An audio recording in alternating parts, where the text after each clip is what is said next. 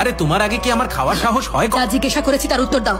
ঐশ্বর্য madam, মানিক রাজ কোথায়? উনি বলে গেলেন বাইরে কিছু কাজ আছে। যদি কথা বলতে হয় আমি ম্যানেজ করতে পারি। তার জন্য আমি মানিক রাজকে রেখেছি। চুপচাপ খাবার খাও। বকা শুনেই পেট ভরে গেছে। নমস্কার ম্যাডাম। কোথায় আছো তুমি? জমিতে অনেকদিন জল দেওয়া হয় না তো। এসব কাজ পরেও করা যাবে। এক্ষুনি এখানে এসো। সময় মতো জল না দিলে মাটি শুকিয়ে যাবে, আর যদি জমি একবার কষে যায় চাষবাস করা যাবে না ম্যাডাম। দয়া করে সব দিক ভেবে দেখুন ম্যাডাম। কনফারেন্সেই কথা বলে নিন না, একটু লাইনটা ধরুন ম্যাডাম। অনু, মানিক রাজবাবু ফোন করেছেন, ধরুন না। হ্যালো বড় ম্যাডাম, আপনার সময় শুরু হলো এখন। মানিক রাজ, ভোরবেলা উঠে এসব খাবার বানানোর তোমার কি দরকার ছিল? বাড়িতে কি রান্নার কোনো লোক নেই নাকি? মানিক রাজ, আজ ওনাদের ওয়েডিং অ্যানিভার্সারি, তাই ওনাদের পছন্দের খাবার বানিয়েছি। মানিক রাজ, তুমি তো ননভেজ কিছুই রান্না করতে পারো না। আমি কিছু স্পেশাল রান্না করেছি, একবার খেয়ে দেখো। টেস্ট তো ভালো হয়েছে, তবে মশলা একটু বেশি হয়েছে। ঝাল অনেকটা কমে যাবে। মানিক রাজ, সব ঠিক আছে তো? বেশ তো বেরোচ্ছিল, মাঝপথে আটকে গেল। মানিক রাজ, জল খেয়ে নাও, ঠিক হয়ে যাবে। বাড়িতে এতগুলো লোক রয়েছে, কেউ একটু খেয়ে দেখতে পারোনি? বাবা, ওদের কোনো দোষ নেই, আমি বেশি ঝাল দিয়ে ফেলেছি।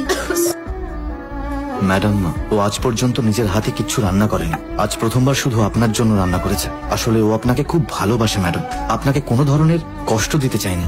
আপনি যদি ওর সঙ্গে একটু কথা বলেন, ওর খুব ভালো লাগবে, প্লিজ। শোনো, কাল আমাদের মন্দিরে গোমাতার পুজো দিতে যেতে হবে, সব দেখে নিও।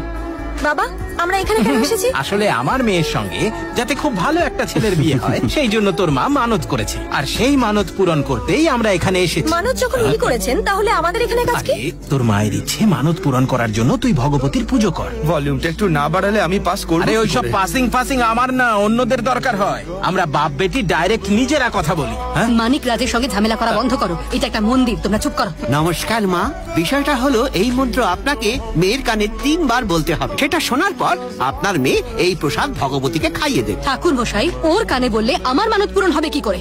রাজি হয়ে যান ম্যাডাম, ঠাকুর মশাই যখন বলছেন তখন হয়তো আপনার মানত পূরণ হয়ে যাবে, আর অনুও ভালো একটা বর পেয়ে যাবে। ঠাকুর মশাই, এই পুজো করার আর অন্য কি কোনো উপায় নেই? উপায় তো এটাই, এর বাইরে অন্য কিছু করতে গেলে।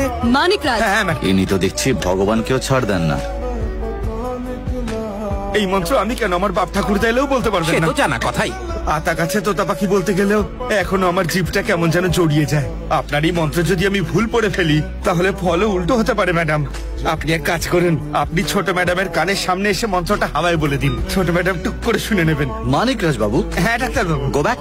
আপনি মনে করুন আমি মানিক রাজ, আপনি যা বলবেন সোজা অনুকে পাস করে দেবো। Anu, close your eyes, come on. চিন্তা করবেন না ম্যাডাম, বলুন না, আপনি যা বলবেন তাই রিপিট করব। আমার উপর ভরসা রাখুন। চলুন শুরু করা যাক। প্রথমে জানো কি, একটু কাছে চলে আসুন, একটু কাছে। হ্যাঁ, ব্যাস ব্যাস, আর একটু ম্যাম। হ্যাঁ, এবার ঠিক আছে, বলুন।